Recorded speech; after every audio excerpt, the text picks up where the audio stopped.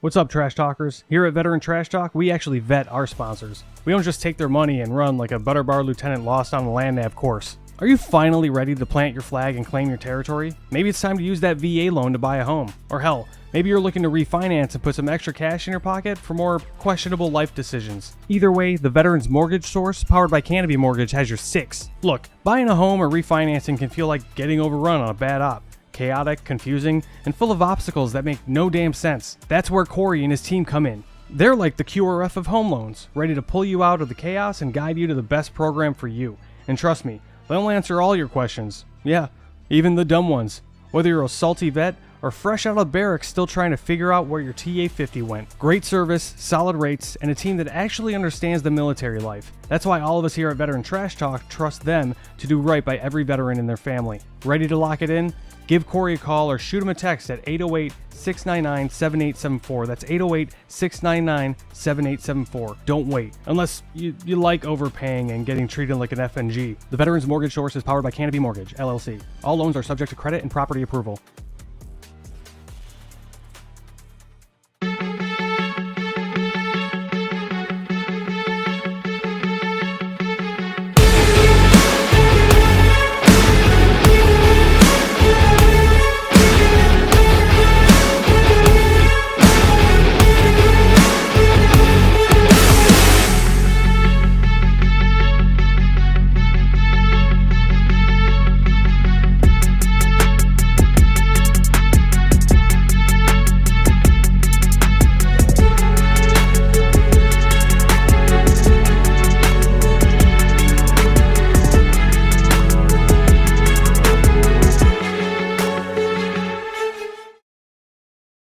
What's up, Trash Talkers? Listen, it's impossible to fight, okay, if you don't know what you're fighting for.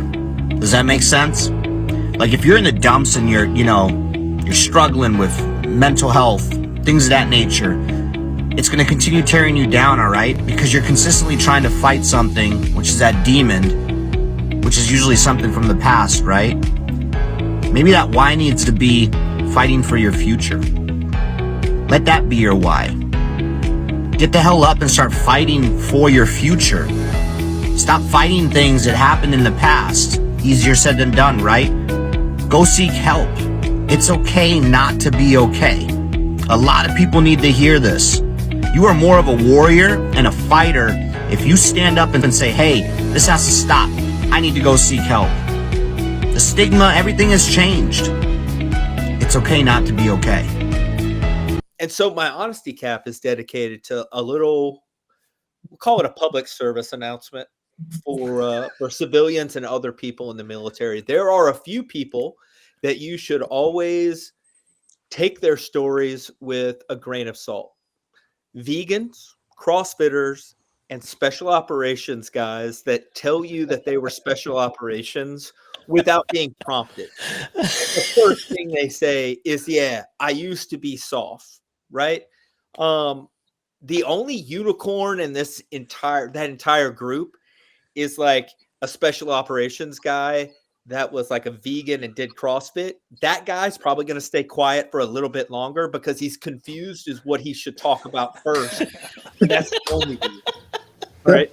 Anybody that says that they were soft without being prompted or without it being like a normal part of your communications is probably either an enabler or going to tell you a bunch of stuff that's not exactly true. What's up, Trash Talkers? What's up, Gruntworks Nation? Big Earl. You heard Dave talk. You heard Buddy talk. Now, Buddy's all about, he is a Green Beret and he's Special Forces and yada, yada, yada. But he will not tell you that unless, he really, really likes you and he's made dinner for you. However, what Veteran Trash Talk does is we bring a lot of light to the veteran community, the first responder community. We promote that what we're doing well, all right, whether we're running for office, we started a business, nonprofit, all those things.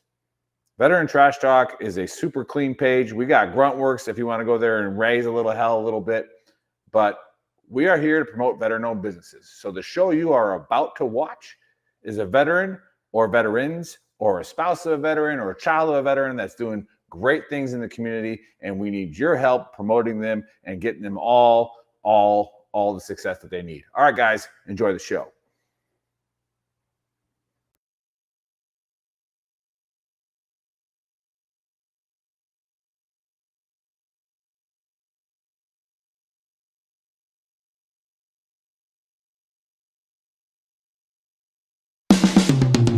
This is the Veteran Trash Talk Hour, hosted by Nick, Dave, and Buddy. Real warriors making fun of other real warriors. Try to not get triggered.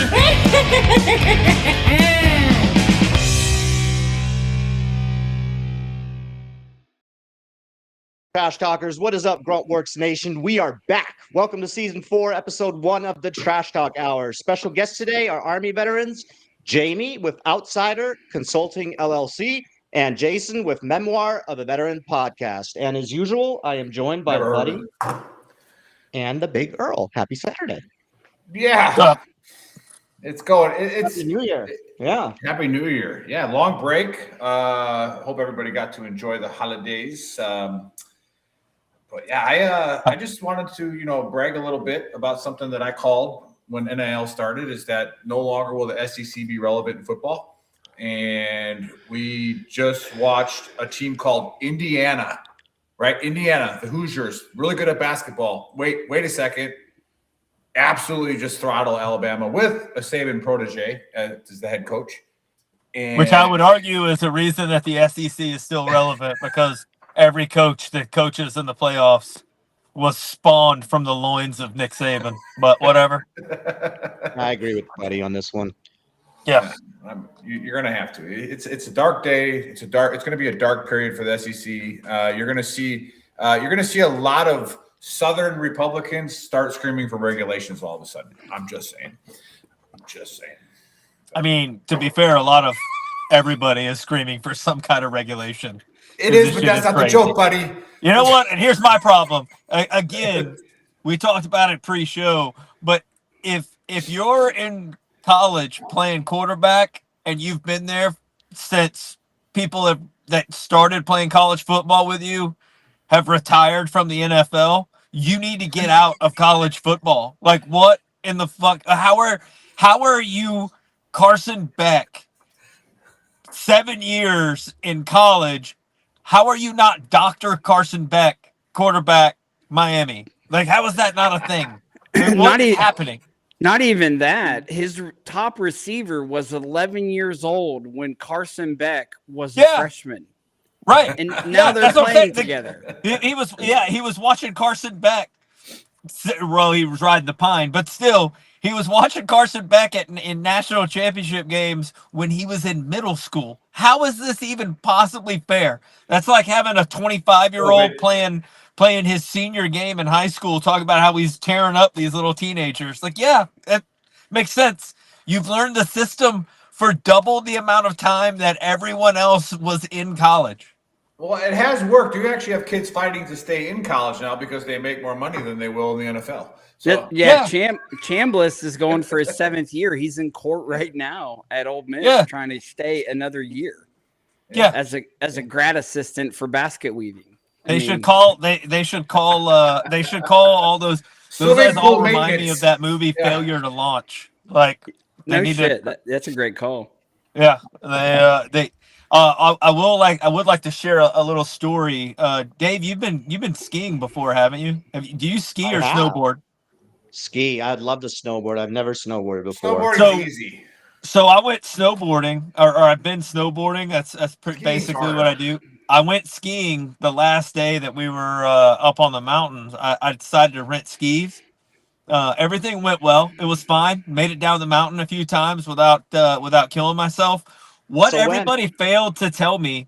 So there I was on top of the mountain, deciding to go down this one run for the 3rd time. I was like, all right, I'm going to go down this run. I haven't fallen twice. I'm going to go down the 3rd time, and then I'll go down a blue after that. It will be fine. And then it hit me, and I was like, ooh, I got to take a shit. I'm going to need to get down this mountain. So I make it down the mountain. It's fine. Get to the lodge.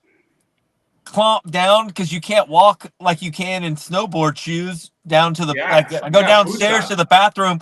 What Everybody failed. Everybody told me, well, this is how you get up and this is how you keep your skis from crossing. Nobody told me you needed a class in sitting down to take a shit. I almost exploded. My butthole was already at muscle failure. And then as I was going down and I started to just fall, my asshole was going to go, whoa. And I was like, don't do that. Don't do that. Then I couldn't get lined up with the holes. It was terrible. Anyway. Pictures looked amazing, though, buddy. You look like you had a blast. It was beautiful. I did have a good time. Yeah. I was just happy I didn't shit all over the back of their French toilet. They'd have been. Yeah, that's a plus. That's a plus. I'd have brought new meaning to the word ode to toilet. Spackle that thing. Yeah, that's what you're gonna need.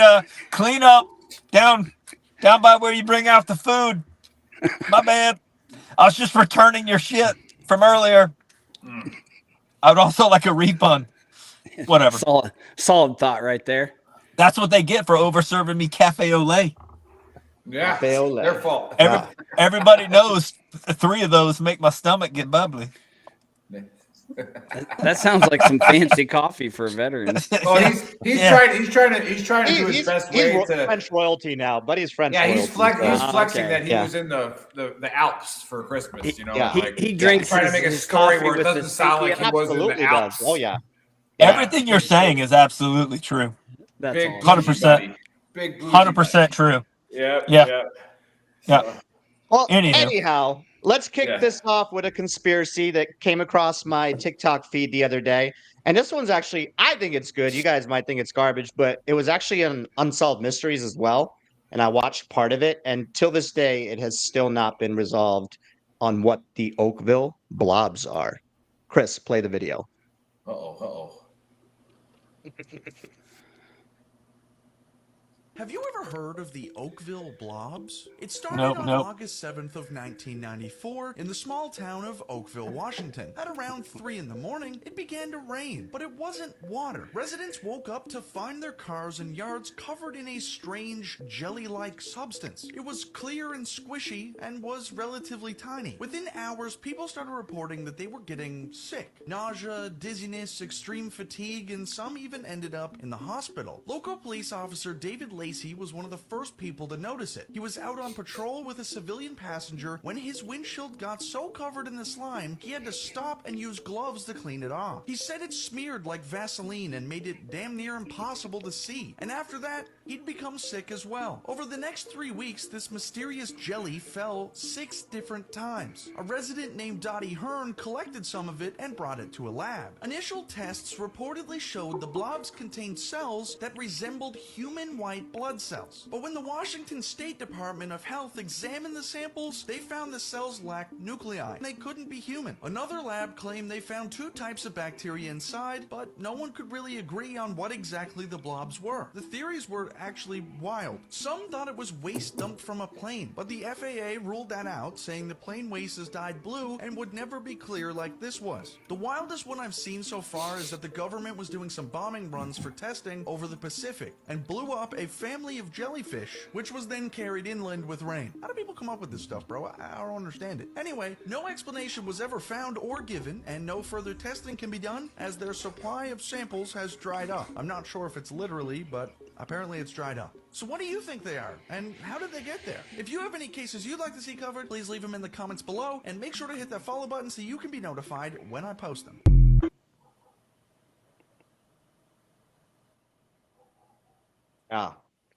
So, and there's pictures on this as well. And apparently they had another scenario a few years back. I didn't find much on that. Obviously, I went into the chat GPT to look this up too. And it is a well-known case, and it actually happened. So I guess my question to everybody is, what is it? Or do you have a theory on what it is? This is super I'm just easy. gonna go with, yeah. I can't wait. Nick even said, you'll know. You're going to know the answer. I don't know. Maybe some military testing. That's what I'm going to go with. And I'll leave it at that. What do you got, brother? If you already know the answer, what do you got? Just give it to all of us before everybody Super else. easy. Immediately request Diddy's flight logs. And where was he during that time? I guarantee he was flying over having a party. And he was just dropping that petroleum jelly just out the back. It may not come out blue, but that shit was flying, bro. I guarantee. I mean, Diddy something was throwing going on. parties in the 90s for sure. He was, or you got Second ID up there, and they're hogging it, throwing a barracks party, and that shit just exploded. Oof.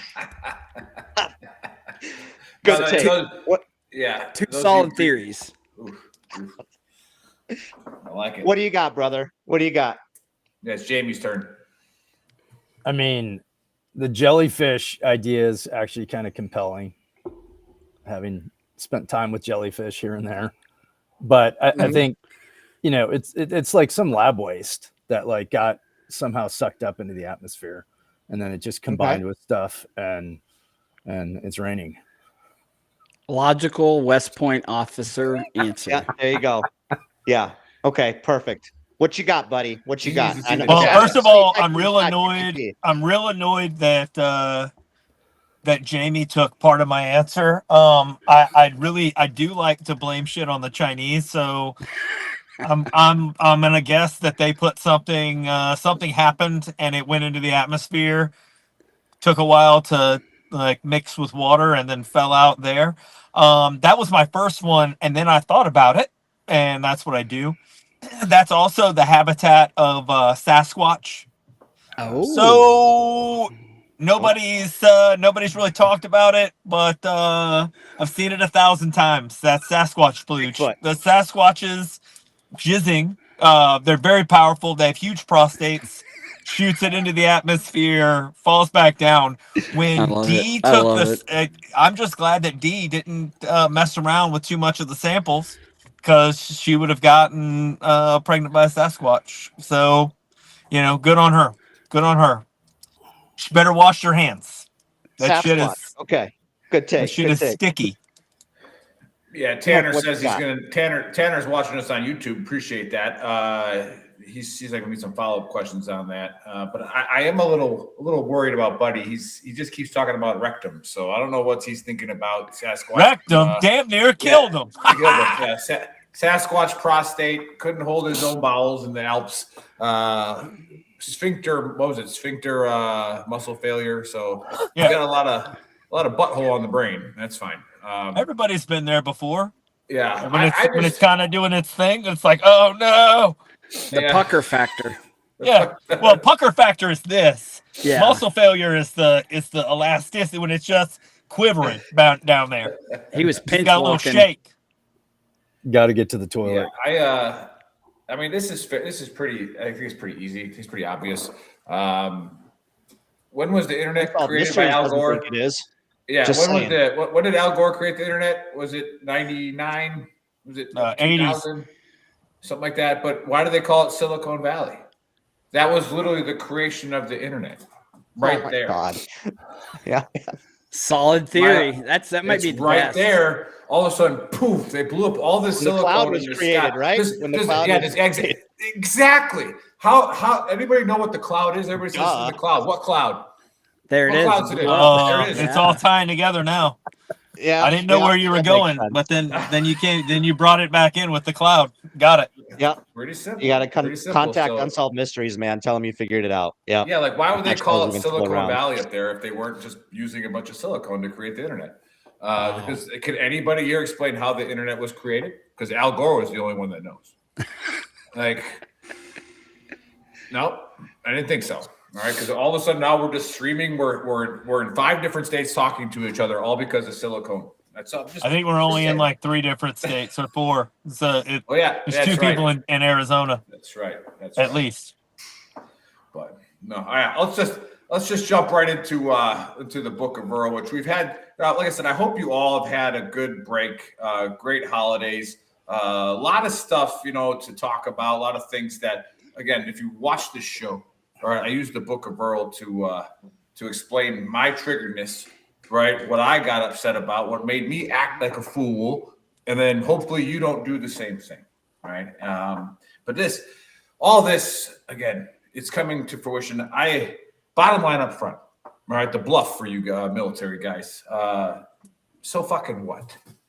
All right, that's the bottom line up front, right? Thou must ask, so what? All right, that's your book of Earl right there. That's the verse it comes from. Thou must ask, so what? What are you going to do about it? All right, and chances are the answer is fucking nothing. All right, nothing. And I was I was watching the Richard, how do you say his last name? Gervais.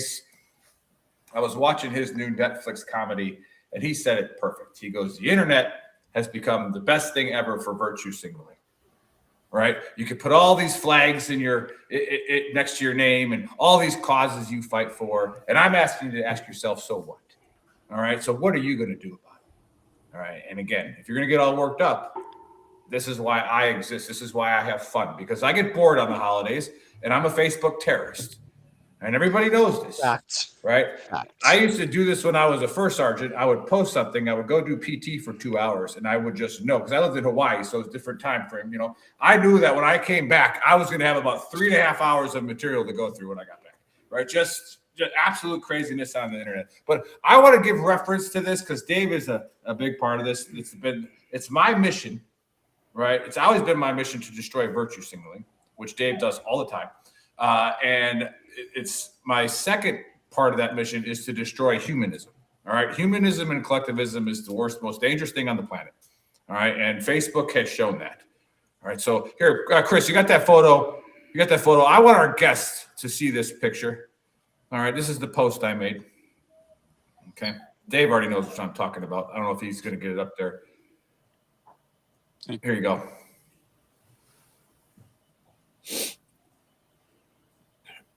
All right. What does that say? Let's let Jamie read it. Jamie, what does that say? Can someone explain to me, Barney style, why we as a country shouldn't secure oil-rich territories? Right. Anywhere in there, does anybody see anything about President Trump or Venezuela? Nope. Nope. Don't see one freaking thing mentioning them. However, I knew what was going to happen. You have 1,000 comments about it. Exactly. I knew the biases would come out, and I knew the virtue signaling would come out. And I will use Dave's point. All right. Dave's like, because it's not ours, it's wrong. The oil. Right. And I didn't say using military action. I said securing. Right. Which we saw other people then get on the chat and say, well, we do it other ways with banking, with loans, with territories, with trade, with treaties. Yeah, securing, right? Why would we not secure oil-rich territories? And this is where it gets into the studying of things, and this is where I get even more triggered, and I was getting triggered online, was people are like, I have a history degree. Okay, so you went to college for 4 years. 2 of those years you actually studied history. The other 2 you were fucking off because that's how they scam you and make more money, right? And you have to take all these other classes that don't matter. Okay, so for 2 years you took some core history classes, which means for 2 years you probably have loose knowledge of about a 5 to 10 year period in the world. All right, you are by no means an expert. All right, there are people that study an entire decade, their whole life. And I got Tanner on the thread. I asked Tanner, Tanner, make sure you watch, because Tanner's kind of like he guides me. He's getting his PhD in history, right?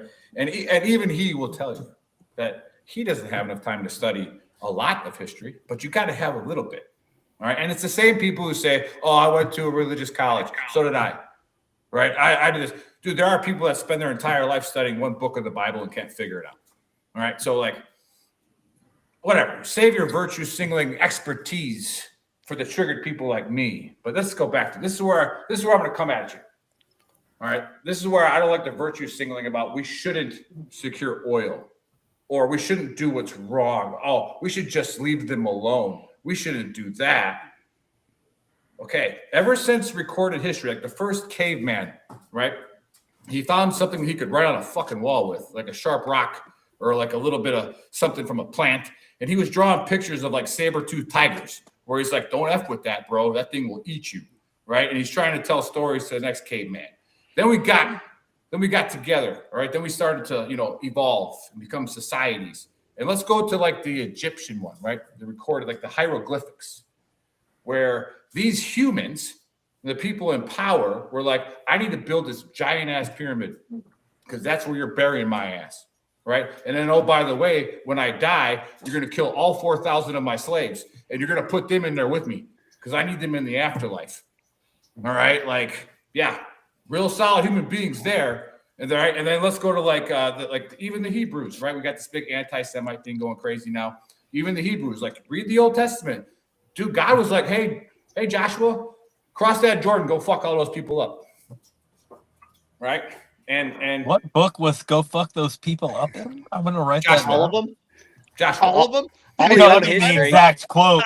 And God Yeah. said, "Yo, go fuck those people up, though." For pretty real. much, right? He's paraphrasing, but it pretty much says that. Pretty much Yeah. says that, right? And the people, the humans, they were like, "Nah, we can't do that." And God's like, "Bro, yeah, you can, bro. Like, I'm on your back, bro. I got your back, right?" So like, boom, they went and did that. They got all that, right? Crushed it, okay. And then let's go a little bit further, right? Let's go to like more relative history, because as these revisionist historians, like, you know, they want to forget that we put Saddam in power in Iraq to secure the northern oil fields so they wouldn't go to Russia. Right? Like, and then all of a sudden, oh, we're doing this Iraq thing again. We're getting rid of Saddam. Dude, again, you don't bite the hand that feeds you in this world. There is no humanism. There is no greater good. The people who have power, right? That's what they wanted. That's what they got, and they ain't giving it up. Right? And they're going to continue to kill everybody in their way. Right? So, oh, we shouldn't do that. Oh, we shouldn't let Maduro take the oil that we spent money on to get and give it to Russia and China. Like, nah, boss, we're going to go get our money. we're going to go get our oil. And again, to Dave's point, does that make it right? No. But, oh, come on. I think the operation itself was badass. Like, I'm all for it. And Maduro's a piece of shit. Like, nobody's even arguing about any of that. My biggest argument was just, what does that set on the world stage, right? If we can just fucking, and I don't know international law. What do you right? mean? What does it set on the world stage? That's the way the world works. We just go wherever we want and just fucking take what's ours. Yes. Like, just that. Yes. I mean, that is literally what's happened the entire recorded history of the world. Yeah, I don't know. Of the world. I guess I'm just a little, yeah. Then And Russia, then China. Now everybody's heated. Everybody's pissed off. Like, now we're like, I don't know, man. I think it puts us in a worse position than we think. Honestly, that's just my opinion. Again, I could be right or wrong, right? That's just I think you're 100% wrong. That puts us in a worse position because that we're not in any position, right? Like, that's like, to think that we have the wherewithal, the geopolitics of what's going on there. We don't have. Now, until 1776, I like that Tanner brought that up, because Tanner likes to bring in the founding fathers, right? We shit all over the founding fathers, all right? In the turn of the 1900s with the 17th Amendment, when we made it a democracy, right? As soon as we made it a democracy, we made it a mob. A mob can be controlled. The founding fathers knew that individuals could not be controlled in their pursuit of happiness. However, if we made it a democracy where the majority rules, yeah, guess what? We're now controllable. All right, we are very controllable. So again, that's what triggered me. But yes, if anybody who says, I know, that, but then we were like, back then we were all pro Ukraine, save Ukraine, and Russia was just seizing their territory. It's just like it's dude. Now, like, okay, China, go take Taiwan now. Like, it's free game. You don't think they're trying? You don't think they're trying? Yeah, okay. Yeah, but we don't want them to take Taiwan. We don't want Maduro giving our oil to China and Russia either. Well, and my thoughts on the Maduro thing is it was a corrupt election. 100%. Everybody knew that. And back in the Trump's first election, he said he was going to handle it, and he never did. And you even have Schumer coming out here saying he said he was going to fix it, but he didn't. Like, there's videos of Schumer saying we should fix this. We should fix this. Well, now he's fixed it, and he's trying to reinstall a democracy, which, as we've stated, democracies don't always work. We've seen it around the world. We install people and say, here's your election. I mean, hell, we tried for 20 years in Afghanistan. And who has it now? The fucking Taliban. Yep. All of us who served over there, it's like shitting on our buddies' graves, walking out of there, giving them millions of dollars. And so I think typically we do this with CIA. We send black ops teams in there, try to overthrow it, and we don't get seen in public light. So now we're on a world stage and we said we're going to do this and we did it in the public eye. I do wonder, how does that make us look by the world? Yeah. Right. I mean, now we're not talking about Epstein anymore, right? So I got rid of that. Yeah. I mean, and well, was I'm he sure- in the I'm sure files? we'll bring Was he that back not? up. I'm sure we'll talk about that weren't there next week. more records that were supposed to be released on Friday? I mean, it's fake Yeah, news, they right? all Like, we just blacked don't out. talk about that anymore now. Yeah. They were all done. blacked out. But you know, I want to go back to something you Shit, said hey, at the dude. beginning when you were talking about, what'd you call it? The Book of what? Book of Earl. Book of Earl. Book of Earl. And you said, what are you going to do? What are you going to do about it? Right. Yeah. And it brought me just to a thought about it. I had last night at freaking, God, it's about 2 a.m. I had a rough night. I bought it. Well, Jamie and some other veteran guys, they got me another hunting dog because I'm going through my second divorce. And so I should be easily a sergeant first class now just because I got 2 divorces.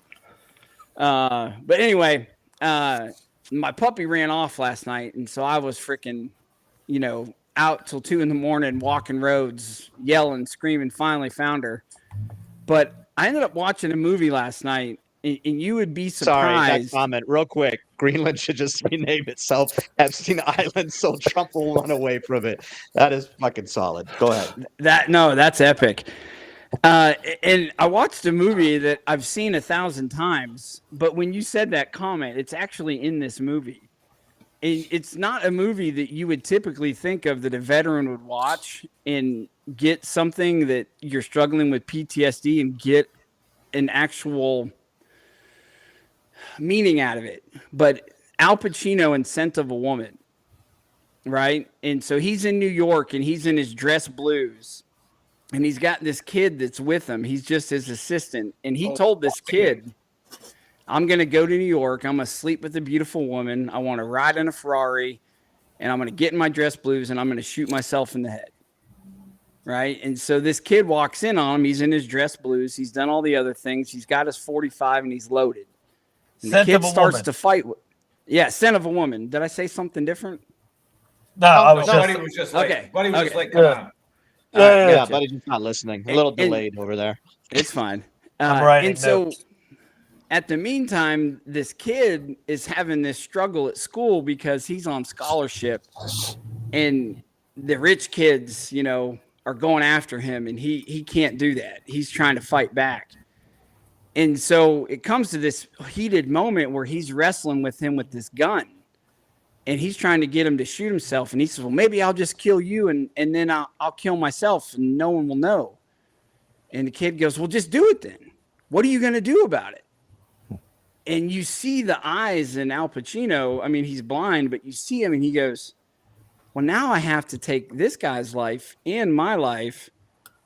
And I don't know. It just, when you said that, it was like, what are you going to do about it? Right. And now, hey, just for the record, we don't advocate you with somebody pointing a gun at you to say just fucking. No.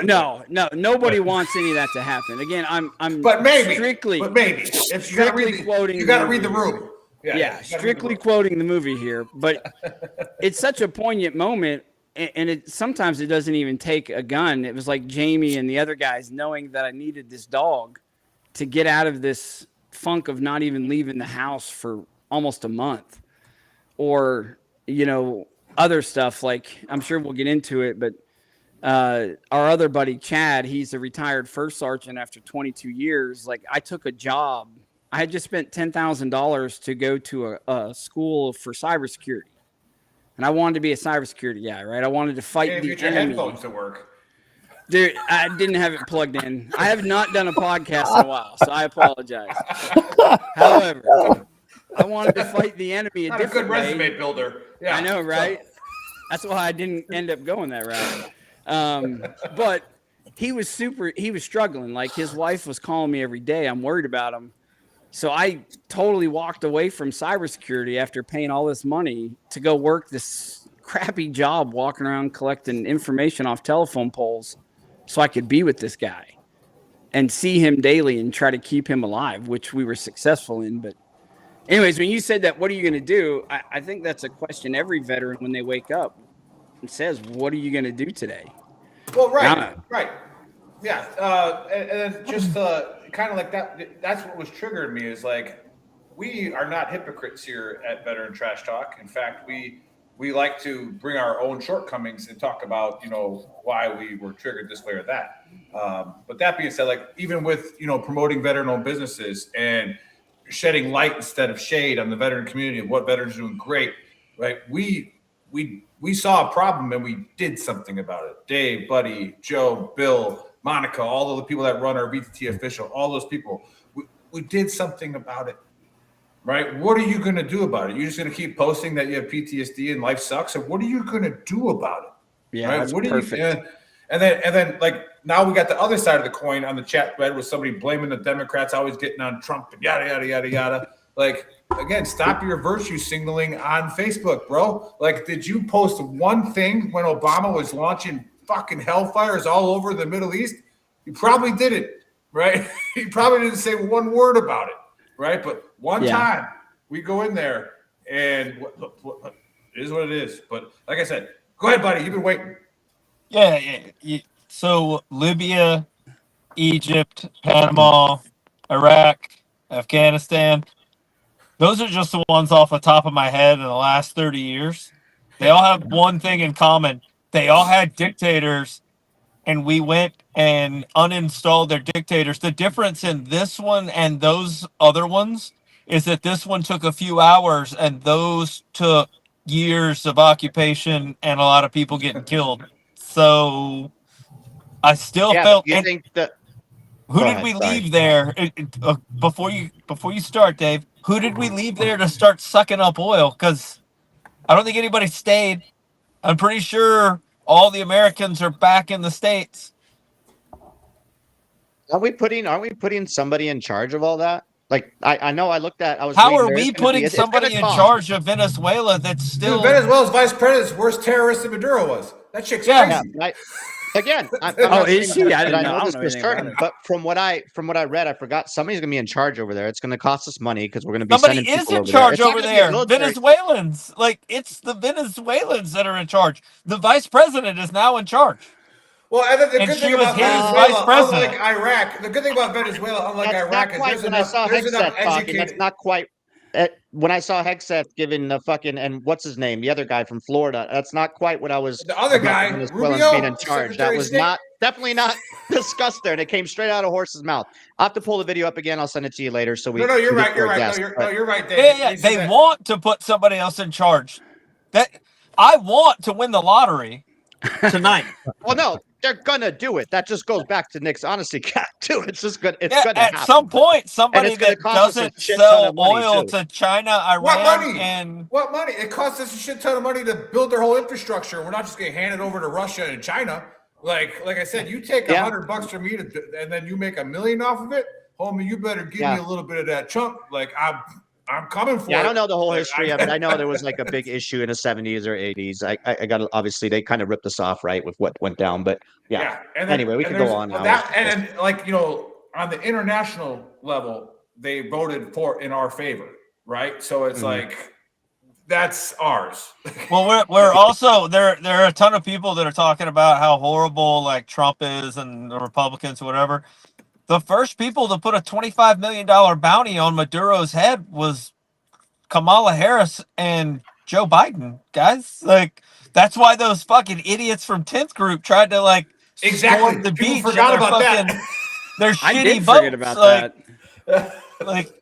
That was not... this is a bipartisan... There was a bipartisan decision that this guy was a fuck-up. I don't understand. I don't disagree with him being a fuck up. That's never been my. I think. But then what is the disagreement? No, Dave is just saying that he's a humanistic person, right? He's like, it's just wrong. Well, I think what he's saying is the political image of the world. Yeah. What does the world think of this? Of the world that we can just go in there, fucking take it, and then now we're gonna fucking take your oil. Like we're just doing it out in the open, and I don't understand. Why do you keep saying we're gonna take your oil? Why do you keep saying that? Because that's what we are taking do. shit. BP is going to go there. The U.S. government hasn't pumped a gallon of oil ever in their fucking life. They're going to though. They're going to though. They're going to take. Who? Stop saying they. The government doesn't. The government doesn't have a single fucking oil pump. He's like, I got him going. The U.S. government doesn't have one fucking oil pump. Not a single Oh one. my God, Jamie. oh my you God, are dude! The an president said educated he's West going to Point take officer. the oil. Fucking Hegseth Give said us he's a taking point the of view oil. here. Give us an officer point of view here. Educate us. Well, hey, let's So- introduce him. Let's let Buddy introduce you two. But Oh, I got a good one. Love you, buddy. Before he Love does, you. I did meet Jamie on LinkedIn. We were talking about what's a real Ranger and what's not, right? And another reason why people get triggered, it's like, oh, you went to a 4-week smoke session and studied Ranger history, and now you're better than me. Cool, bro. Like, all right, but anyways, go ahead, buddy. The first of all, it's a 8-week smoke session, Oh, sorry. and secondly, yes, we are better than you because you didn't go to that. Yeah. Duh. Everybody knows that. All right. First, we got Jason Gill. I was gonna say that he was on the right if you're watching your screen, but then everything moved around, and now he's on the bottom. All right. Now he's kind of on the bottom right. Whatever.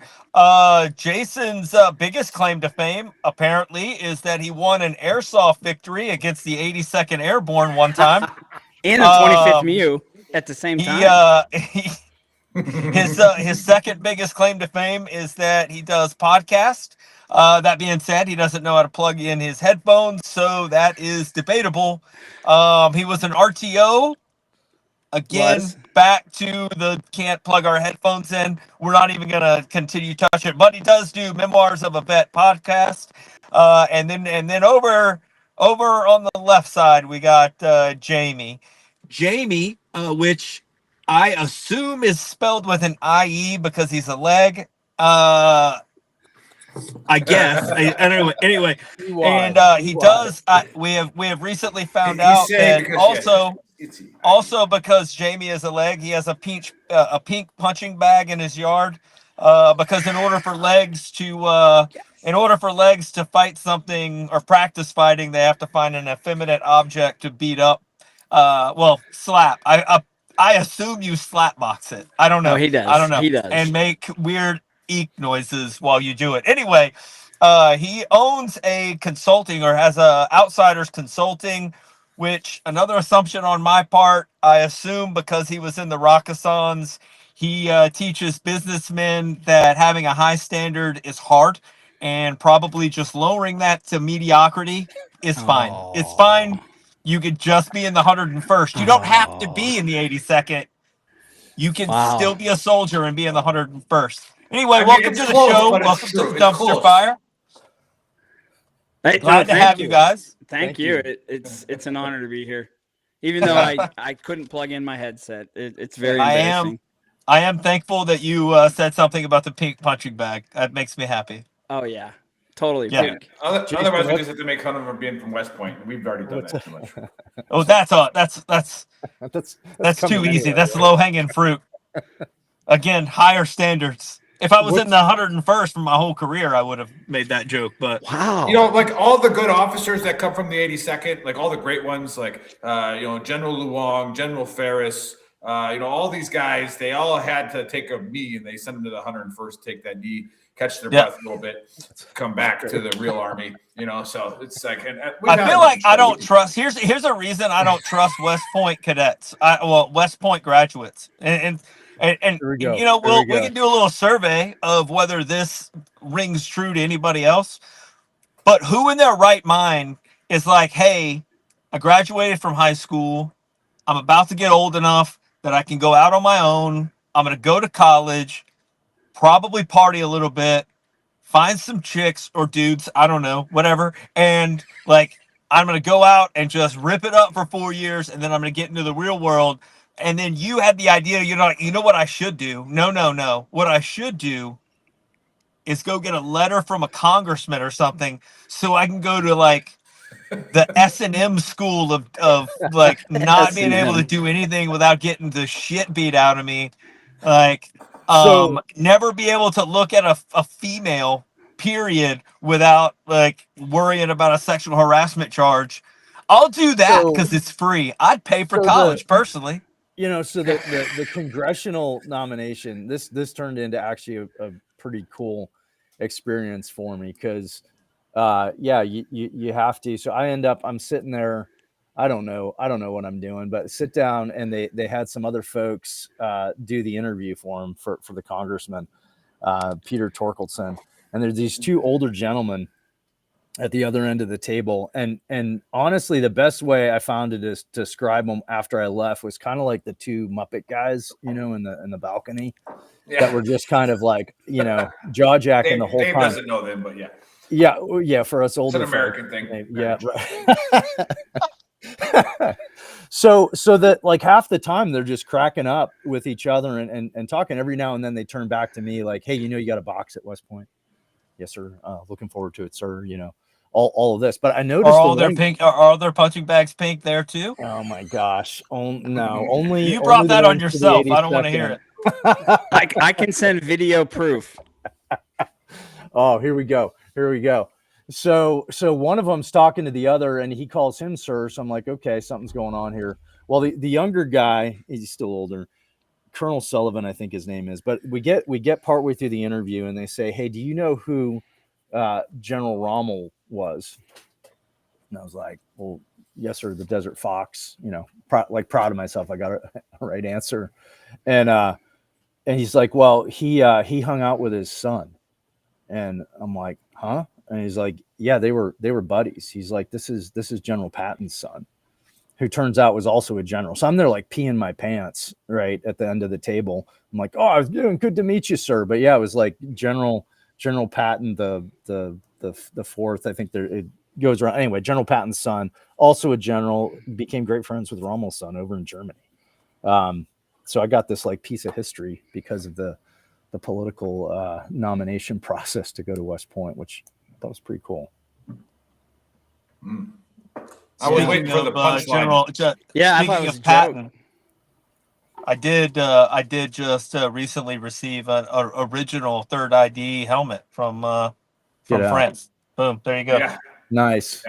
Nice. Hey, I forget who coined the 82nd All-Americans. I remember. Patton. It was Patton. Yeah. Gil, what's it stand for? Oh, okay. So a Distinguished Service Cross winner on Hamburger Hill. Back when you guys were airborne, so leave that out of there. All right, as you guys were actual airborne. I guys. was just about to say that. Back when we were airborne, back when you were real soldiers. When you had a standard, when there was a standard that you had to live up to. Is that jumps do you guys do now? Oh, there was a reason to wear jump boots. Yeah, because you can't jump in a city. You have to take a helicopter. You can jump in a city. You just have to dodge more. Slip away. Pull the slips. But anyways, he was a Distinguished Service Cross. He was put in for the Medal of Honor. He spent all 13 days on the Hill. Said he shoved tampons in his leg because he took a bolt the first day. And he hates the 82nd. He calls the 82nd almost airborne. Almost airborne. I like That's it. what he says the AA stands for. Leave it to somebody who wasn't in the 82nd to shove. Why did he have tampons on his person?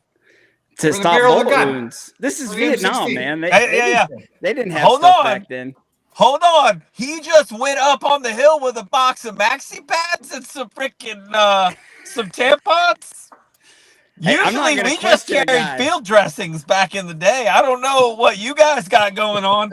You never know what kind of situation you get in. Here's some, all right, tampons. Dave's getting angry because we're kind of, the dumpster fire is taking over again. All right, Dave getting angry, says we got to get. I mean, our logo is a dumpster fire with beers over it. So we are sponsored by a whiskey company. It's not angry. It's real. By the way, Nick, I don't want to correct you, but Patton gave us the name Guard of Honor, not Guard of Honor. All-Americans. World War I was All Americans. Yeah. When you weren't airborne, like Shaner said. When we weren't airborne. But let's I failed my E5 board. Doesn't matter. So we got to get back to the guests. All right. So like I said, I met Jamie and I said, hey, let's get you on the show. Let's talk about Outsider Consulting LLC. And you were like, no, let's talk about this guy named Gil. I was like, all right. So I don't care. Bring both of you. Come on. So tell us what you guys got going on. Did you guys meet in the service? You got great things going on. You still stay connected, help each other. Give us the rundown. So one of the first times I met Lieutenant Gadori at the time, we were waiting for formation, and of course, young specialist, E4 Mafia Gil here was sitting there, and of course they always want to have the meeting right at like 5 o'clock, 1700, and we'd been waiting for 2 hours to have a formation, and we weren't doing anything, and I was just like, fucking officers. And I turn around and there's Lieutenant Gadori just standing there. And he goes, start pushing. I don't know your name, but start pushing. And he walks around, and that was my first. Did that happen? Yes, that happened. I've I was never right heard outside this story. the company CP. No way. Yeah. That's awesome. That's the first time I met him. And then we were, obviously in Afghanistan together. I got med boarded in 2004, and we've just stayed in touch pretty much ever since. And he does a Blue Cord group that we meet the third Friday of every month. And it's kind of like this, but we don't record it. We just get on and connect with other guys we served with. And our goal is each week, try to bring a buddy and just talk about life and anything we can do to help each other. That's pretty much what we do. It was kind of what you said, Big Earl, about what are you going to do about it. It's same, I'm sure, for everybody here, but you get to a point where you can't even remember how many folks that have died by suicide. It's just like, you can't even. Officer smoking shows. That's rough. But it's I'd lost, I don't know how many classmates from West Point I've lost by suicide, which it's think about like some of the things that make risk factors. You wouldn't guess the percentages so high. I think we're pushing probably a dozen at this point, just from my year group. And I think it was around the time of the most recent that I was aware of. And it's just like, what are we doing? You got all these efforts, you got push-ups, you got like all this kind of stuff. And I've spent more time than I really like in the topic of suicide, both personally and academically, and some projects with the military and whatnot.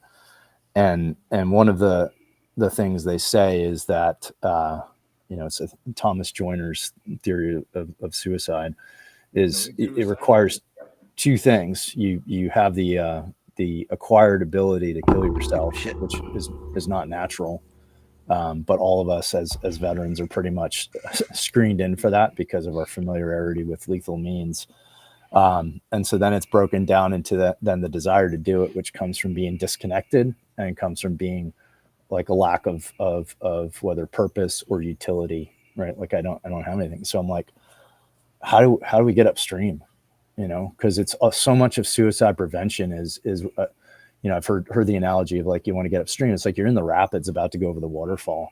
Well, if you're trying to save somebody who's in the rapids about to go over the waterfall, your probability of success is real sketch.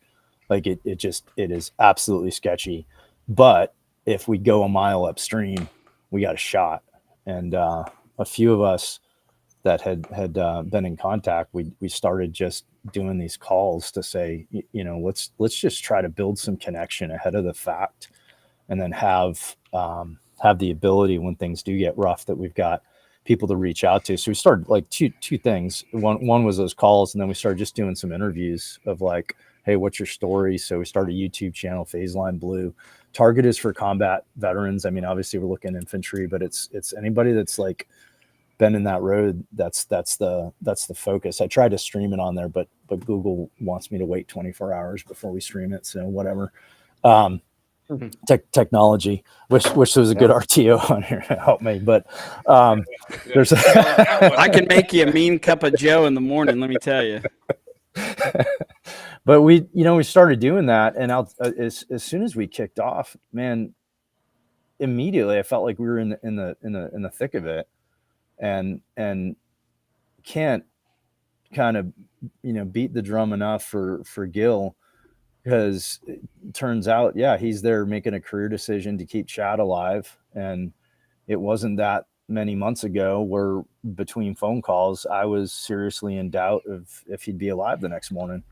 like that. And Jason drives a couple hours to go find him at a lakeside, and pull him out. And good upside is he's doing awesome now. He's thriving. He got the help he needed, all the things. But that's sort of like rapids and waterfall. Like we were in it because like it was only like one or two circles out from like that original core group of people that were in the thick of it that we just weren't aware of, to include some dude from Vietnam that we ended up getting linked up with through like all these different. So we end up on a phone call with this guy, and we're just the young generation, and this dude's like done all the things that you'd imagine, and try and keep him alive. So I think that's how I originally, Nick, found you. Somehow when we were doing this, Jason was starting his podcast, and then by the time we got into the fake Ranger thing, I'd actually kind of forgotten. I was like, okay. I'm like, no, for sure. So yeah, talk about that. Identical. Again, It's identical to how we started. I mean, with VTT official and everything, just like you mentioned the 22 push-ups or whatever, we always said like, that's cool. You can do 22 push-ups and it looks great. And okay, but where's action? Like, what are you doing about it? Like you said. Yeah. And then that's how we started VTT official initially. It was just a group for like-minded individuals to be able to come together. And, now we're 80 or 90,000 strong, and somebody will go on there at 2 a.m. and be like, hey, I'm feeling a little off right now, and I don't know how to deal with this. And then hundreds of people will just spring into action and be like, hey, buddy, Wow. I've gone through this as well. These are the tools that I use. And it's amazing. It's amazing. So I love what you guys are doing. I mean, we That's need awesome. more of that. We need more of that because that is action. Yeah. Well, I mean, we talked about it a lot even before, like Yeah. when we first started this. It's when you get out of the military, you lose a whole community, 100%. Yeah. and then like beating a dead horse at this point. Like we've said it like over and over and over, but you put yourself on an island, and you have these doubts that other people want to hear from you, or that whatever, and then when you actually put yourself out there and start reaching out and talking to like people from old units, they had the same feeling. They wanted to talk to you, or want to talk to 1000%. another buddy, and it just kind of snowballs at that point. But there's so many people that I don't know, just don't they don't think. I feel like they just don't think that other people or care about them or care about hearing from them or whatever. And it just, they eat themselves from the inside out, because it's like a cancer. You Facts. start having self-doubt, and then you isolate yourself from everybody, your family, like anybody that you potentially could meet as a friend. And then you go from there, and that's how you end up being one of the ones that doesn't make it. Yeah. Yeah. And we have a huge veteran Vietnam community too. And then what we picked up surprisingly as well was a lot of MST victims. Like we picked Oh, up wow. a huge female veteran following, right? They're all veterans, right? Doesn't matter. But we picked up a lot, and it was crazy because that was never discussed. And I mean, Monica and all the girls can talk about that, but pretty Yeah, intense. and And then that's something to that's be untouched too. stereotypical, they had their own show, Yeah. but they could never agree with each other, get on at the same time because And we were all blind to any of that. Just being combat arms, like we never saw any of that. We didn't. We never it was had just- women around us. It wasn't Exactly. part of our Exactly. daily life. Correct. But yeah. I mean, I think what kept us together was, I mean, and you guys can all relate. Anytime you serve with people, you have shared trauma. When you go down range and bullets fly, whether you're hit or the guy next to you hit, you're going to have shared trauma. And we had some unique stuff. Yeah. I'm shaking just even thinking about it, and I got goosebumps. In Fort Polk, Louisiana, in November I hate that place. 15th. It's the armpit of the United States, and we hate it even more. November 15th, that we were involved in a serious training accident. 2 of our guys got killed. They were run over by a tank because we. Oh shit! When was that? What year November was that? 15th, 2002. Okay. We were right outside Shugart Gordon getting ready for the final push. Yeah. And we had just got back from Afghanistan, and they sent us there to train to go to Iraq. And I'm like, this is the dumbest thing ever. Like, we just got home from war after 7 months, and you're going to send us here for a month to train to go for a year? It makes To zero a place sense. that doesn't look anything like Iraq. Yeah. Exactly. Welcome to the Exactly. Average cycle, my friend. Yeah. Yeah. And so not only did we have the war trauma, but then we had the training accident trauma. And then I was home having surgeries from my stuff in Afghanistan. And so I had to sit back while everyone else went to Iraq. And I'm, on notification teams for people dying. And it was horrendous. So when we all got out, I think we all went our separate ways. And I'll just be blatantly honest with you here. And I've only said this on my podcast once, but June 2nd of 2018, I had my attempt, and luckily it was failed. I took my 2016 street glide, got it up to 95 miles an hour, and I let go of the handlebars and just said, see you later. And I was life flighted from the scene. I had four fractures and a brain bleed, and I walked out of the hospital 5 days later. That was it. Miracle. And somehow I'm still alive. Glad you failed, brother. Glad you're still here. I am too. For sure. And so I'm not going to lie. What is your podcast called, though? What is it called? So people who are watching, listening, can go follow it. Memoirs of a Veteran Podcast. And it's not on Facebook. It's not, because I don't use hardly Facebook for even personal, hardly. TikTok, Instagram, right? Yep. I had it on TikTok, but nobody ever seemed to follow it. I had all kinds of clips, but I could never get it going. And I did my algos there are weird. Yeah. Yeah. And I haven't done an episode in a while, because the last one I did, it was after a friend of mine killed himself. And we did a live episode the day after, and it was very difficult. And so I took a break for a little bit, because it was getting to me a little bit too, sharing everything over and over and over again. But getting to the Chad story, after knowing what I've gone through and having that attempt and seeing how bad he was, his wife called me, I think it was 10 o'clock at night. And she goes, I can't get a hold of him. I can't find him.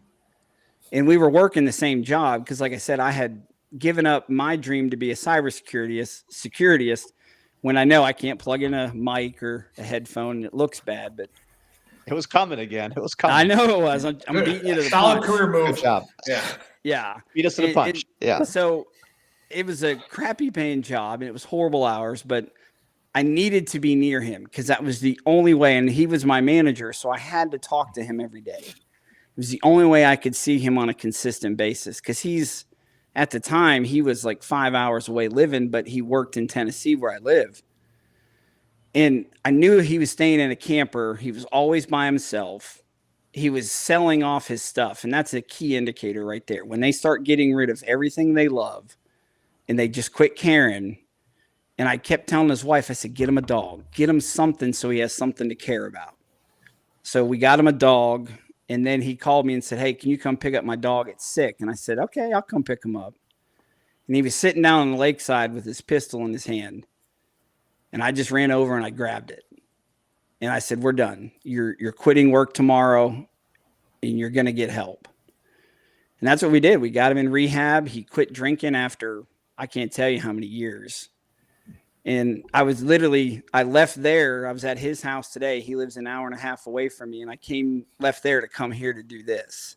Otherwise, I'd still be up at his house hanging out. But he's so much better. And his wife tells me every day, if it weren't for you, he wouldn't be here. And I don't look for the credit. I don't want it. But he meant so much to me in the service. And Jamie can attest, he's such a great guy. Yeah. But he was that one guy that was struggling so much that I gave up every job, and I hate the job I have now, but I'm still doing it because I can work from home. And if I need to go work from his house for a week, I can do that.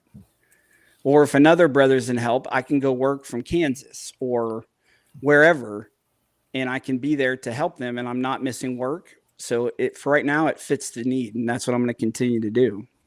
Yeah, you're definitely not pulling off any attention-getting vibes whatsoever. But again, which we've had to do, coach people into over the last 4 years doing this was, people need to hear your stories. People need to hear what you did.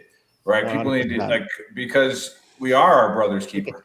Yeah, that's a good one. Yeah. And people, I love that it's it's in an old historical text called the Bible, where the first he says, "And what am I, my brother's keeper?" Yeah, yes, yes, you are. So, that's what a great story. And you'd be surprised how many people watch and listen. They may never say anything, but you're helping them. I Just hope like we always so. on the show, there are people watching this right now that are hearing that story, that are in the same situation, and they're like, "Oh shit! Well, there is a way." So just keep doing what you're doing, man. Yeah, and it's never Yeah. fun where you are, but if you're down at the bottom, it's just one little, just keep scratching, and the only way is up at that point. Damn right. It's not easy, Damn but right. where we were, overseas wasn't easy, but we got home. Yeah. True. Oh, spot on. And then Jamie, talk about Outsider Consulting LLC. What are you consulting on? Because we had a West Point around here that sells goats. So, are you in the goat business? Durka. Yeah, we did. We actually did. We actually had a West Point around here that sells goats. So that's awesome. I do not. I don't know much about goats, so I would not succeed in that business. I got, man, I was blessed when I got out. I didn't have a great plan when I got out of the Army, and I was laughing with somebody yesterday, I think, about there's only one or two other life experiences where we use the terminology, when did you get out? I think it's prison, and I don't know besides that. So it's maybe the hospital or rehab. Yeah. How long you When been is out? Hallmark gonna make a getting out of the Army card? Yeah. Well, Hey, I'm sure they do. You might want to trademark that before somebody makes it happen. Well, it's on the internet now. Somebody's gonna do it. Yeah. Oh well. Yeah. But it's I end up I don't know, this will be not virtue signaling, but humble brag. So I'm getting out. A buddy of mine is like, do you have what's your plan? Crappy plan. He's like, what are you doing in the interim, the transition from the military? I have to be explicit about that now, military, transitioning from military to civilian, not otherwise. And he's like, hey, you should run a marathon with me. And I'm like, okay. So we start training. We're up in Colorado at the time, and train up for this marathon. So I'm looking what's out there. I had no idea what was out there, job wise. I just had been so military focused, zero idea, even what industries, all the things. So stumble upon this thing, management consulting. I was like, oh, that's interesting. Get paid money to help with managing and leading and all the things, and through the military experience, most of us, whether we realize it or not, I think have just been in this pickle juice of what management leadership looks like, and whether we've done it perfectly or not, we have this imprint of what right looks like. That sounds cool. So talked to a buddy of mine who served with in Iraq. He's like, well, some friends of mine started up a company that do that kind of thing. So come back from a long run, 3 voicemails. A few days later, I'm on a plane to Texas and link up with this group of veterans. Once again, going back to the benefit of the community. I could not have landed in a better spot afterwards. I was far more broken than I realized, and the journey was going to be far longer than I would ever imagine. And I landed with some amazing veterans that have deep waters and know how to help walk alongside other people. And by the way, we're running a business too, and we're going to teach you how to do that. So end up spending 5.5 years there at a company called Previous. They're still around, doing some really cool things. At the time, they had 3 distinct business units. I think still do to a point of one being leader development, other technology to the warfighter, and then intelligence services with the other. So I ended up in the leader development side. So I get all this, 5 years of mentoring, OJT, a little bit nerdy at heart, which I think Gil alluded to earlier, and got the GI Bill sitting there wasting away with a 15-year clock on it, and thinking about going back to school. Thought I might have a calling to the chaplaincy to go back in because, like prison, there's a recidivism rate to, go back in the military. Maybe I should go back in. There you go.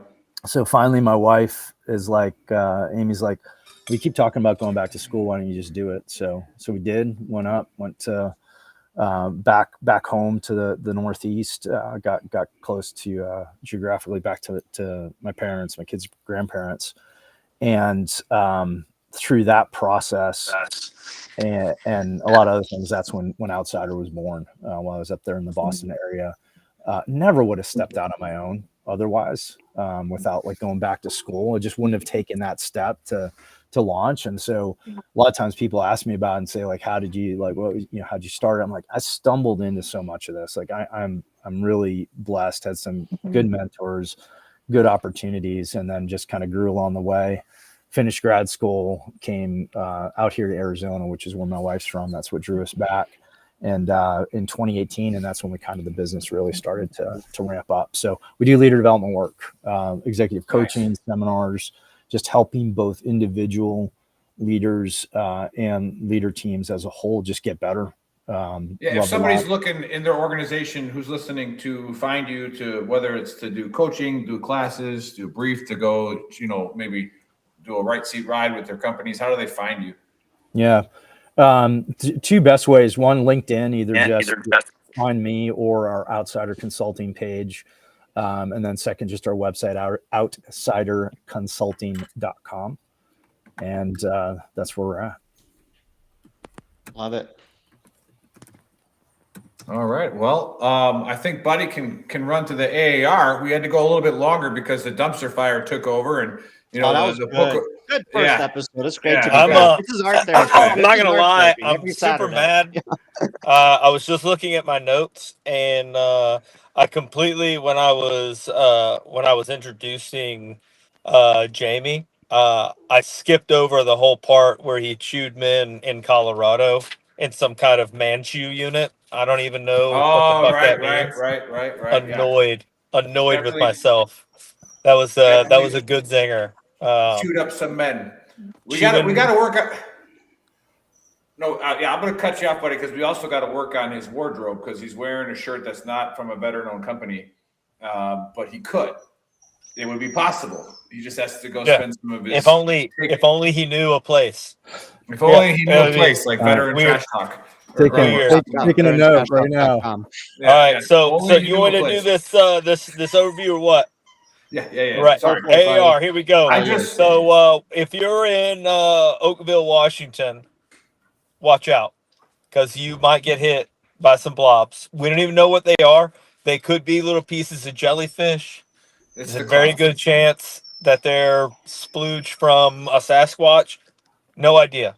But in 1994, they landed all over the place. The Book of Earl.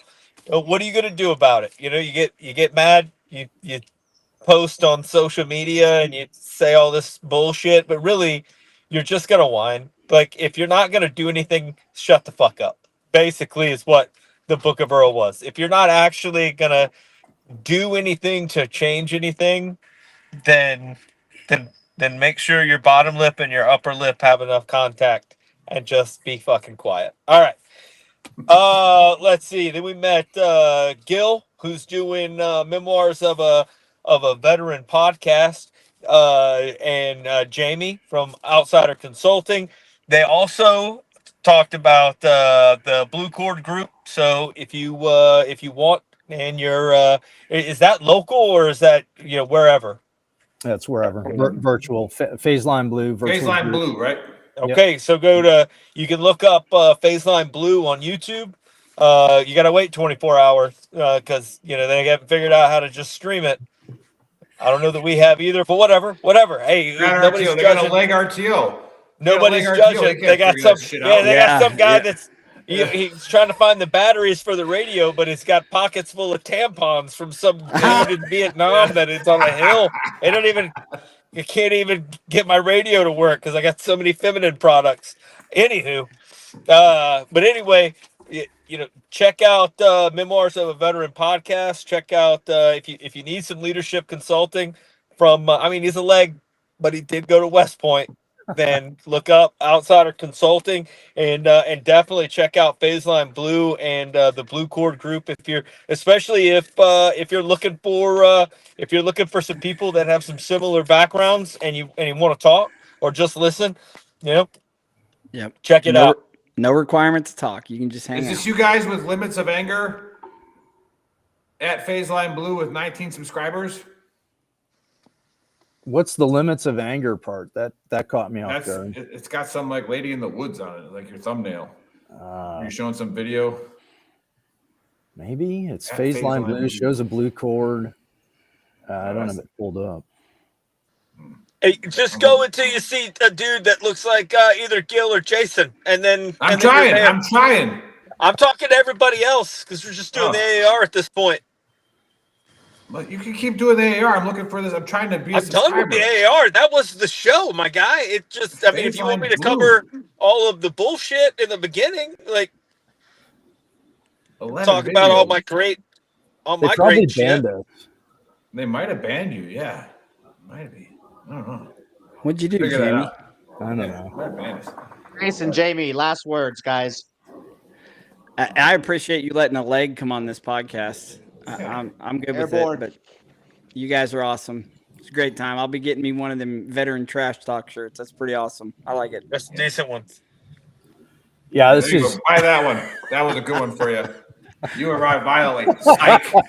I'll wait for all these guys to establish a lodgement so my helicopters can come in. Wow. Hey, you might have recognized the voice of the person doing our advertisement. He was a war criminal from the 101st. So shout out to Justin. It's no big deal. Him and old Captain Pete Hagseth swacking people in Samara. Got you, buddy. So, anyways. Yeah, thanks a lot for having us. It's amazing what you guys are doing. So thank you, and appreciate being a part of it for a hot minute here. Yeah, keep it up. Appreciate you guys. Yeah, thanks for everything that you guys are doing. If you tune in late, go to VeteranTrashTalk.com. That is our website, which has the links to everything, including our store, shop.VeteranTrashTalk.com. That's where you can buy the awesome merch. Today, I'm wearing our OG Veteran Trash Talk tee. Get the demons out, right? That's what we always say here, so we can crush them together. And there's a bunch of other cool shirts there. Our top seller right now, which one is it, Nick? Is it still? It's still the Christmas one. The waterboarding is eggnog, yeah. Well, waterboarding with eggnog. So go check that one out, or check out Quit Being a Triggered Pansy. Fun shirts. Go to YouTube, hit subscribe, give us a like, and we'll catch you guys next weekend. Baseman VTT out. Boom.